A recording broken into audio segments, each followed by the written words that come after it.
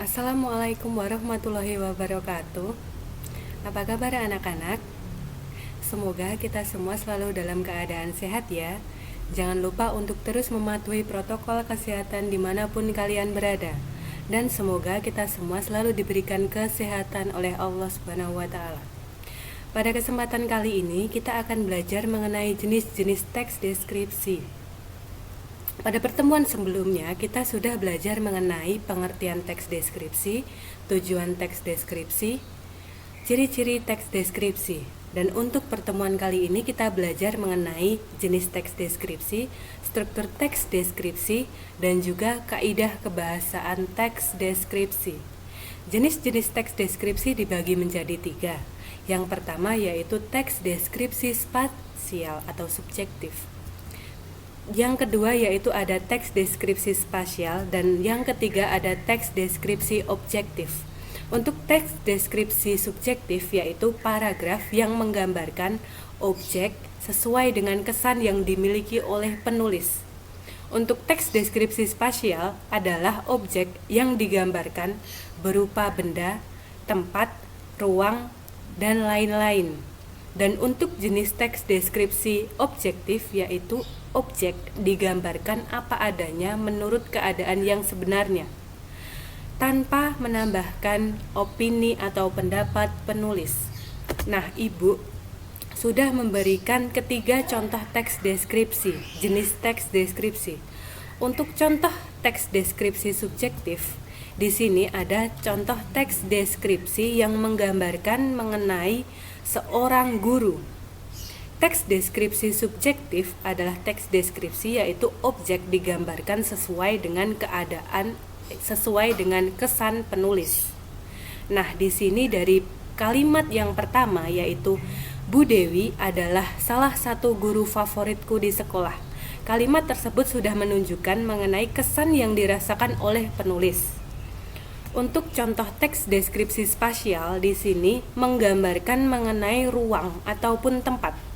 Contoh teks deskripsi spasial di sini menggambarkan mengenai sebuah kamar. Kamar berukuran 7x8 itu sangat nyaman ditempati.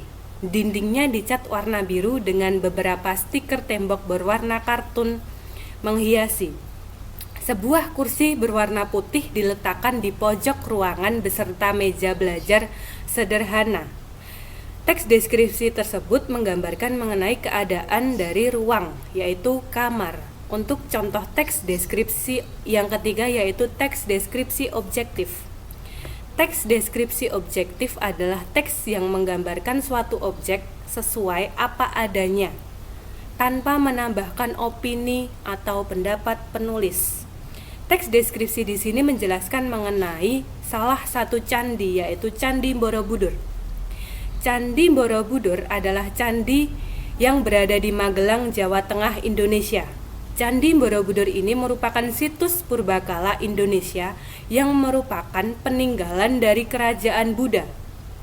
Contoh teks deskripsi tersebut sudah menjelaskan mengenai keadaan dari Candi Borobudur apa adanya, tanpa menambahkan opini atau pendapat penulis.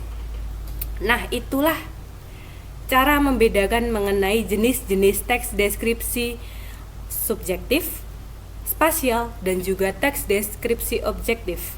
Selanjutnya kita akan belajar mengenai struktur teks deskripsi. Struktur teks deskripsi ada yang pertama yaitu judul, yang kedua ada identifikasi, yang ketiga ada deskripsi bagian, dan yang terakhir ada simpulan atau penutup.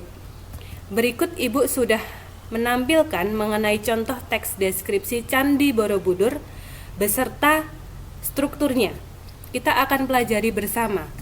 Untuk bagian Candi Borobudur tersebut pada layar video merupakan bagian dari judul teks deskripsi.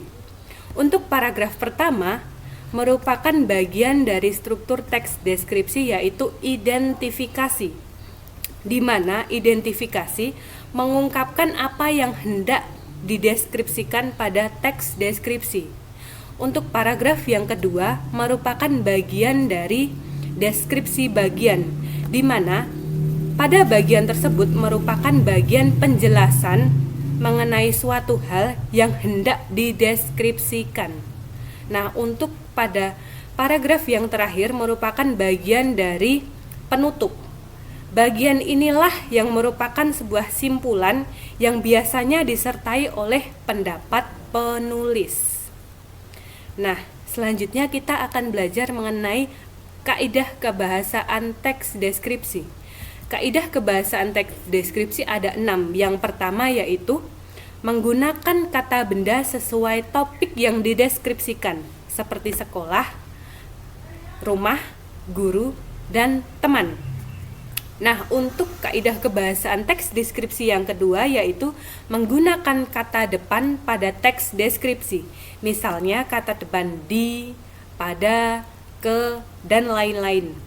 Untuk kaidah kebahasaan yang ketiga yaitu mengandung kata sifat yang bersifat menggambarkan. Misalnya yaitu 1 siswa yang sangat rajin, 2 kaos kaki berwarna putih, ataupun meja yang berwarna putih.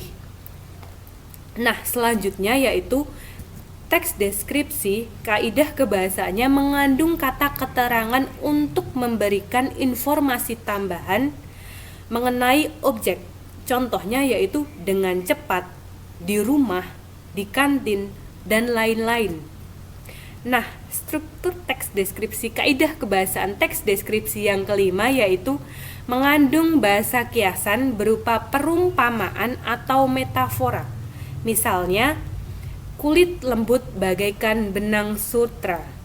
Nah, untuk poin yang terakhir yaitu teks deskripsi menggunakan frasa yang mengandung kata benda. Contohnya yaitu beliau adalah seorang kepala sekolah yang rendah hati. Nah, kita sudah belajar mengenai jenis-jenis teks deskripsi, struktur teks deskripsi, dan juga kaidah kebahasaan teks deskripsi. Terima kasih, sekian yang dapat Ibu sampaikan.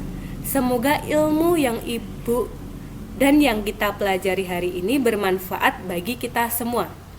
Jangan lupa untuk mengerjakan soal latihan ya.